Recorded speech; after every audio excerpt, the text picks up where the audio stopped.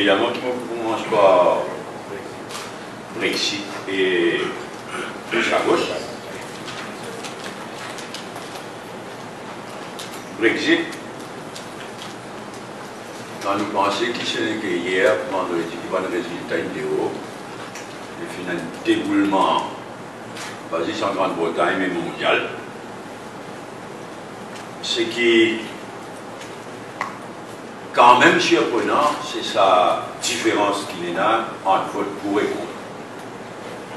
En vérité, personne ne va y croire qu'il Brexit pour gagner avec 4 points d'écart.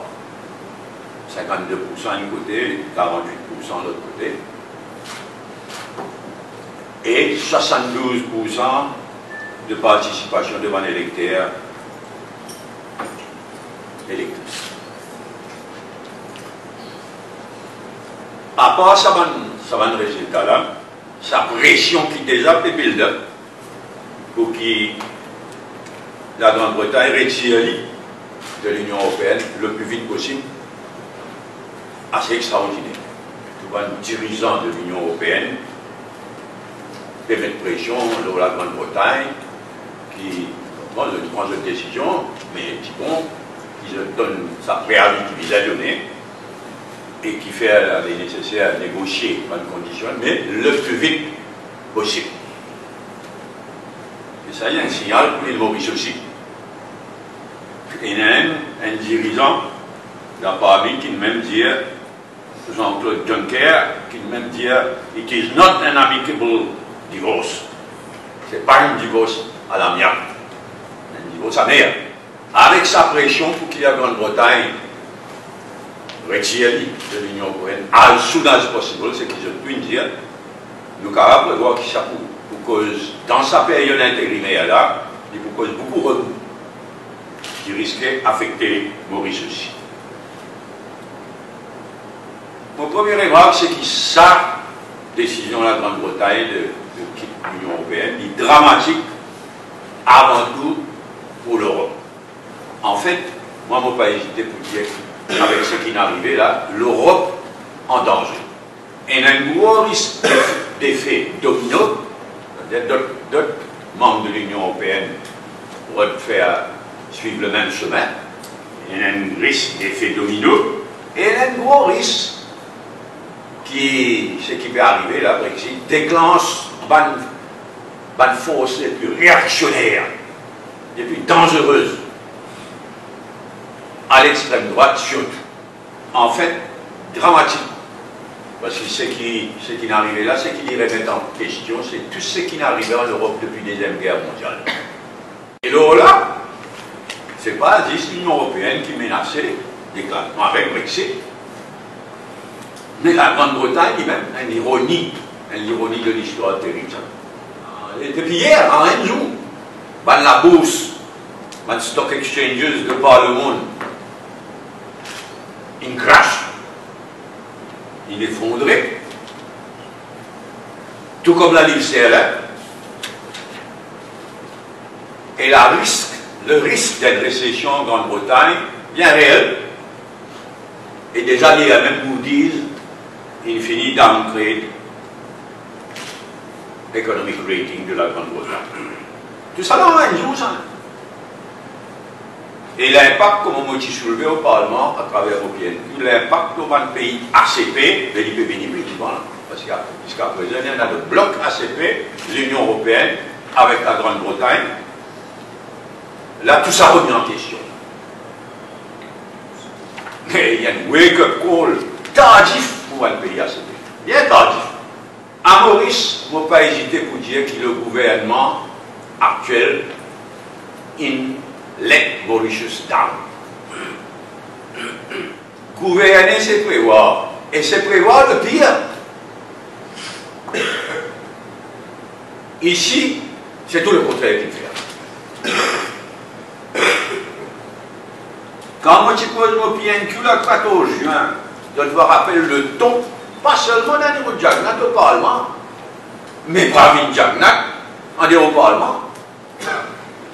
Oser ridiculise le PNQ, c'est la côte seule, qui est primature. Primature, là, qui dit à Pérot faire funéral avant la mort. Et l'autre, tu viens dire, mais bizarre, sciemment, pas une diagnostic, tu viens dire, sciemment, bizarre, ministériel. Moi, tu proposes, moi, dans mon PNQ, un ministériel committee, l'eau, éventualité Brexit, présidé par le Premier ministre quotidien. Il permet de mauvaise humour. Il dit, mais sciemment, pour bizarre, l'autre ministériel committee, pour guetter si Trump élu. Quand on laisse passer un jour. Et après qu'il me dit à ça, au moins, répondant à mon PNQ, à niveau de diagnostic, il dit à la prochaine réunion, secteur privé, gouvernement qui dit présider, vous pensez à cette question-là. Mieux vaut tard que jamais. Et là, Pravin Jagat, il galoupé hier, préside un ministériel comité qui s'est dénigré, qui dit 3 jours de cela, galoupé en catastrophe, vendredi tantôt, faire un ministériel comité, mais qui dit présider, il dit pas son papa. Sa qualité de problème-là, sa niveau-là, c'est le premier ministre d'un pays qui vient présider. Là, ça même dit on qui bouffonne l'idée d'un ministériel comité, le Brexit en catastrophe. Il se rend tous ça les gros dossiers les plus lourds, les plus difficiles. À cause de ça, ce gouvernement-là, pour obliger d'y faire beaucoup de tours au pays depuis la dernière élection. Actualité oblige. Un s'explique et proposition de parti travailliste qui vient de l'avant avec une motion de blâme. Bien sûr, qui au MMM, depuis des mois, nous finons envisage la possibilité d'une motion de blâme et nous finons discuter dans le bureau politique. Bien sûr, nous finons envisager. Qui fait? Mais parce qu'il ferait, bien sûr, il mérite de blâme. M'aurait dit, ça, ce truc-là, il fait honte, il fait honte au pays. Il fait que faner encore en nous l'absence. Il va permettre Mme Selbon cause. Alors que Mme là, tu n'as parfaitement raison, c'est qu'il dit dire, moi tu peux dire, si nous sommes au Parlement. Et il dit parfaitement dans le cadre du débat. Tu fais? Ah ben, nous ratifier une convention qui interdit à telles armes. Mais quand interdit à telles armes, pas interdit sur fabrication et sur utilisation, mais sur stockage aussi, il a le droit de stocker ça va nous armes. Quand un pays signé, il n'a pas le droit de stocker. C'est un roulage vraiment pas bêtise. Il ne peut pas comprendre. Non, rien.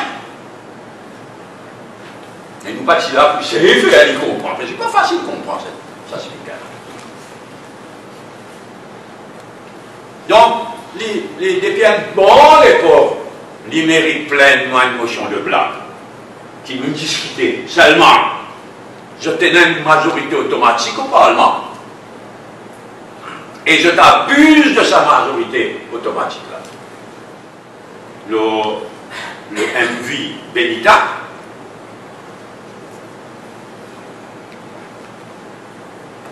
la question qui posait, c'est est-ce que nous, National Coast Guard, et ben les autres autorités mauriciennes concernées, y compris le bureau du Premier ministre, est-ce que c'est une famille pendant sa 8 heures de temps, un premier message qui vient et le naufrage.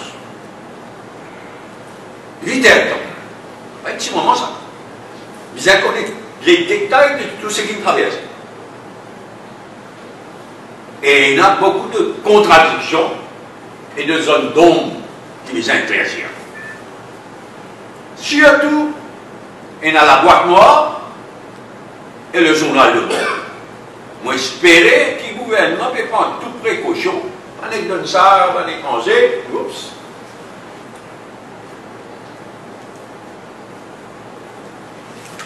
Nous pourrions vivre tout ça là, bien sûr, y compris dans le côté environnement, et une compensation à être payée à les pêcheurs de la région.